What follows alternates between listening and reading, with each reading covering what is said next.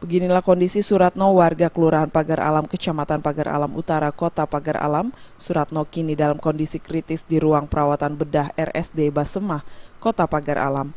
Korban yang berprofesi sebagai guru SD ini merupakan korban perampokan yang dilakukan oleh kawanan begal motor di Kecamatan Muara Payang, Kabupaten Lahat. Akibat insiden tersebut, korban mengalami luka parah di bagian wajah dan perut akibat terkena senjata tajam milik pelaku. Korban juga menderita luka di bagian tangan akibat menangkis senjata tajam para pelaku saat sepeda motornya dirampas kawanan rampok. Saat ditemukan, korban dalam kondisi terluka parah di wajah, perut, dan tangan. Melihat kondisi korban yang kritis, warga dan pihak keluarga kemudian langsung melarikan Suratno ke Rumah Sakit Basemah Pagar Alam. Namun oleh pihak Rumah Sakit Basemah akan merujuk korban untuk dirawat ke Rumah Sakit Umum Muhammad Hussein Palembang. Menurut keterangan keluarga korban, Suratno ditemukan oleh warga sudah dalam kondisi tergeletak di dalam kebun kopi dengan kondisi luka parah. Saat itu korban tengah dalam perjalanan pulang dari kebunnya di Desa Muara Payang, Kabupaten Lahat.